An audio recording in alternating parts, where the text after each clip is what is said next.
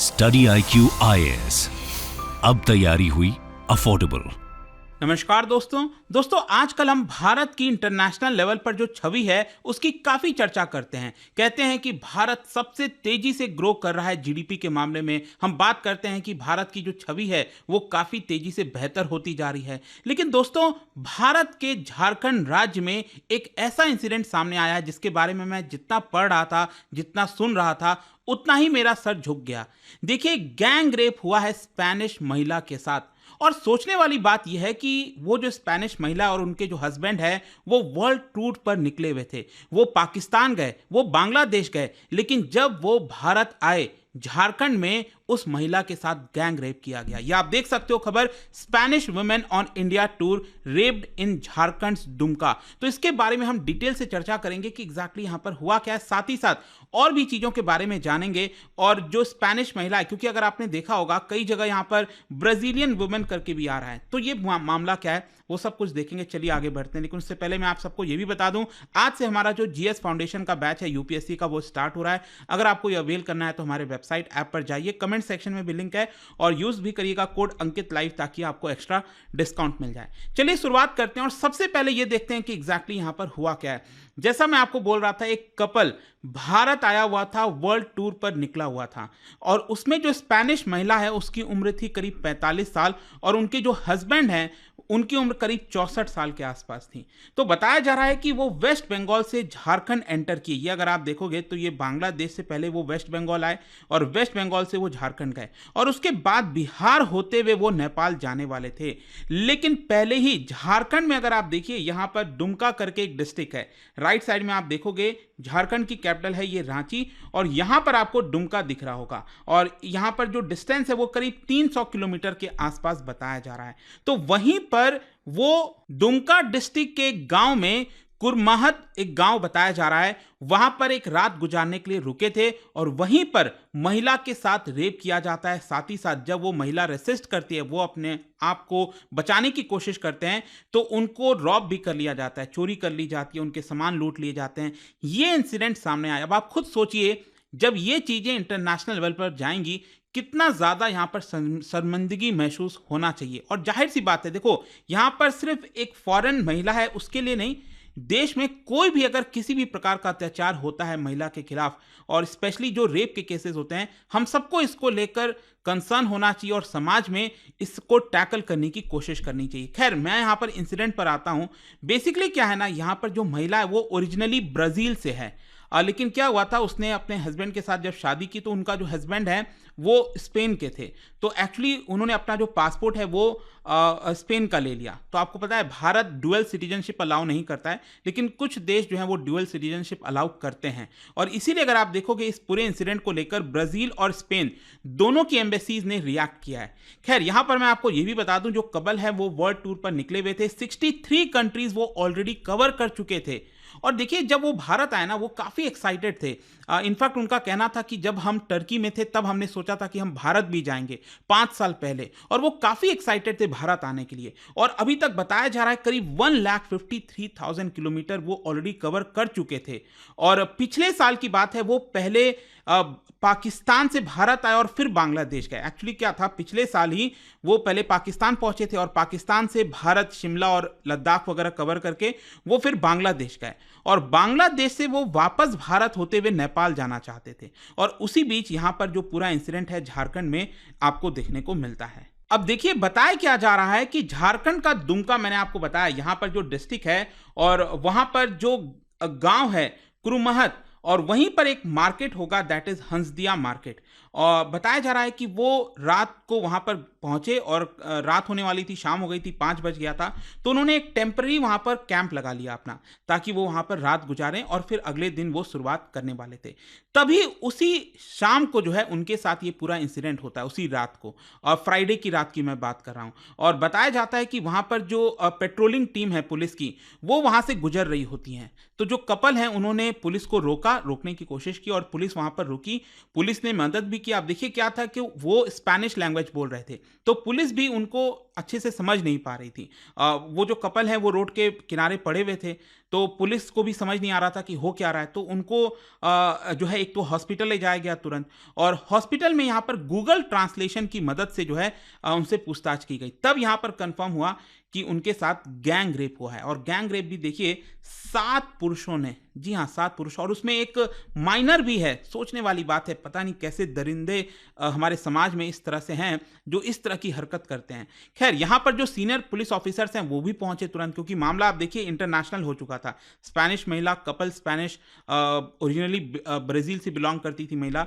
तो क्योंकि ये मामले की गंभीरता को देखते हुए जो एसपी हैं वो भी तुरंत हॉस्पिटल पहुंचे और यहाँ पर पूछताछ की गई। और इनफैक्ट इनिशियली जो है बताया जा रहा है कि 3 लोगों को अरेस्ट किया गया और उनसे कई सारे क्लूज लेने की कोशिश किए गए, ताकि और भी जो पर्सन शामिल थे इसके अंदर, इस इंसिडेंट में, यहाँ पर उनको अरेस्ट किया जाए। जो फॉरेंसिक एविडेंस वगैरह है वो भी कलेक्ट करने की कोशिश की गई। और साथ ही साथ जो एसपी हैं उन्होंने यहाँ पर बताया कि बहुत जल्द जो है बाकी के अक्यूज जो हैं वो उनको अरेस्ट कर लिया जाएगा। खैर यहाँ पर फर्दर अगर हम इंफॉर्मेशन की बात करें, जो मैं आपको बोल रहा था कि वो उस जगह पर करीब शाम को 5 बज गए थे, तो वहां पर उन्होंने टेम्पररी कैंप लगा दिया था। और बताया जाता है कि कैंप लगाने के बाद कुछ देर बाद जो है वहां के लोकल यूथ, क्योंकि इस पूरे इंसिडेंट में जो लोकल यूथ हैं वही शामिल हैं, और ज्यादातर उनकी उम्र अगर आप देखोगे तो 20 से 30 साल के बीच में यहां पर बताई जा रही है। तो पुलिस ने तो एक बार के लिए जो एफआईआर है वो यहां पर दर्ज कर लिया। लेकिन जब वो हॉस्पिटल गए तब क्या हुआ, अब देखिए वहां से उन्होंने एक वीडियो जो है उसको शूट किया, और ताकि वो पब्लिक को इसके बारे में बता सकें। और इनफैक्ट मुझे याद भी है कि मैं ट्विटर पर गया था और उनका कुछ वीडियोस वगैरह चल रहा था, मैंने उस समय ध्यान नहीं दिया, और बाद में पता चलता है कि ये एक्चुअली ये बहुत बड़ा मामला था। और वीडियो के अंदर यहाँ पर उन्होंने कहा कि देखिए उन्होंने भले ही हमें लूटा भी हो, लेकिन उनका जो मेन मकसद था वो था रेप करने का, जो उन्होंने उनके साथ किया। और साथ ही साथ उन्होंने कहा कि जो मेरा फेस है वो अभी इसलिए इस तरह दिख रहा है, लेकिन इससे भी ज़्यादा जो मुझे हर्ट हो रहा है कि मुझे जो लग रहा था कि मैं मरने वाली हूं, thank God we are alive. और साथ ही साथ उनके जो पार्टनर हैं, जो उनके हस्बैंड हैं, उन्होंने भी अपना एक्सपीरियंस शेयर किया, और उन्होंने बताया कि देखिए मेरा जो मुंह है वो कैसे तोड़ दिया गया है, डिस्ट्रॉय कर दिया गया, लेकिन इससे भी ज़्यादा जो बुरा है वो मेरी पार्टनर के साथ हुआ है, मतलब उनकी वाइफ के साथ हुआ है। हेलमेट से जो यूथ थे, ये जो दरिंदे थे, उन्होंने हेलमेट से कई बार कपल्स को मारा, इनफैक्ट पत्थर से भी मारा। और जो हस्बैंड थे उनका कहना था कि मेरी वाइफ ने जैकेट पहना हुआ था थैंकफुली, जिसकी वजह से थोड़ा बहुत वो बच गई। तो ये पूरा इंसिडेंट है। तो देखिए जब ये पूरा वीडियो वगैरह काफ़ी वायरल हो गया मीडिया से लेकर हर जगह, तब यहाँ पर जो ब्राज़ीलियन और स्पेनिश एम्बेसीज हैं भारत में, उन्होंने भी इस चीज़ को लेकर रिएक्ट किया है। जो ब्राज़ील की एम्बेसी है न्यू दिल्ली में, उन्होंने यहाँ पर लिखा है, ऑफिशियल जो है स्टेटमेंट जारी किया और कहा है कि it would continue to monitor all development, जो भी कुछ हो रहा है यहाँ पर अथॉरिटीज़ के साथ कोऑर्डिनेट करके वो सारी चीज़ें हम मॉनिटर करेंगे। और जहाँ तक एम्बेसी ऑफ स्पेन का सवाल है, उन्होंने भी कहा है कि देखिए हमें स्ट्रेस करना चाहिए, हमें कोशिश करनी चाहिए कि पूरे दुनिया में कहीं पर भी महिलाओं के साथ इस तरह का जो अत्याचार है वो नहीं होना चाहिए, हमें इसको एंड करने की कोशिश करनी चाहिए। खैर यहाँ पर फाइनली मैं आपको बता दूं, अभी तक जब मैं वीडियो रिकॉर्ड कर रहा था तो करीब 4 लोगों को इस पूरे मामले में अरेस्ट कर लिया गया, जिसमें मैं आपको बोला था कि एक जो अक्यूज्ड है वो माइनर है, करीब 16 साल के आसपास का बताया जा रहा है, और 3 लोग अभी भी यहाँ पर फरार हैं।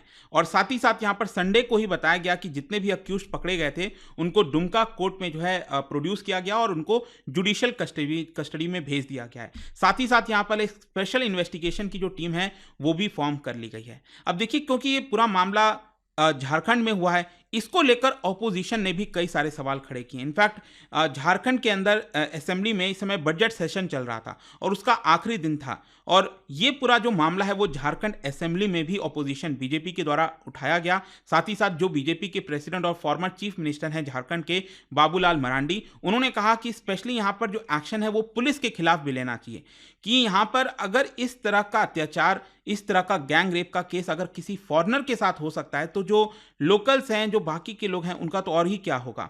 तो यहाँ पर जो पूरी लॉ एंड ऑर्डर मशीनरी है वो एक तरह से कोलैप्स हो गई है। स्ट्रिक्ट एक्शन पुलिस के खिलाफ भी लेना चाहिए। खैर कंक्लूजन में देखिए दोस्तों, मैं यही कहूँगा, अगर आप आंकड़े देखेंगे, भारत में जो 2022 का आंकड़ा दिया गया था नेशनल क्राइम रिकॉर्ड ब्यूरो के द्वारा, उसमें बताया गया कि हर दिन, सोच के देखिए, भारत में हर दिन 90 रेप्स के केसेस होते हैं। मतलब हर 18 मिनट में भारत में एक महिला के साथ रेप हो रहा है, और टोटल 2022 में 31,000 से ज़्यादा रेप केसेस दर्ज कराए गए थे, रिकॉर्ड किए गए थे। अब आप सोचिए, ये हम रिकॉर्ड की बात कर रहे हैं, कितने केसेस ऐसे होंगे जो शायद हमें पता भी नहीं चल पाता होगा। और इसमें जो टॉप स्टेट्स हैं यहाँ पर राजस्थान, उत्तर प्रदेश, मध्य प्रदेश। देखिए, यहाँ पर किसी राज्य की बात नहीं है कि इस राज्य में ये, अगर कहीं पर भी भारत में किसी राज्य में एक भी इंसिडेंट होता है रेप का, तो वो बहुत गंभीरता से लेना चाहिए। और हम सबको भी इसके बारे में और ज़्यादा लोगों को आसपास पड़ोस में जागरूक करने की कोशिश भी करनी चाहिए। आपका क्या सोचना है इसको लेकर मुझे कमेंट्स में ज़रूर बताइएगा। बट मुझे लगा कि इसके बारे में हमें डिस्कस करना चाहिए और मैंने इसको लेकर एक वीडियो बनाया। और जाने से पहले एक इंटरेस्टिंग क्वेश्चन आप सभी के लिए।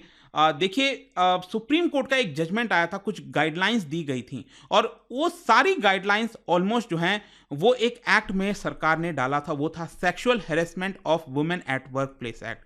तो क्या बता सकते हो वो कौन सा केस था जो सुप्रीम कोर्ट के द्वारा देखा गया था, जजमेंट सुनाया गया था? इसका राइट आंसर आप सबको पता है, मेरे इंस्टाग्राम पर तो मिलेगा ही।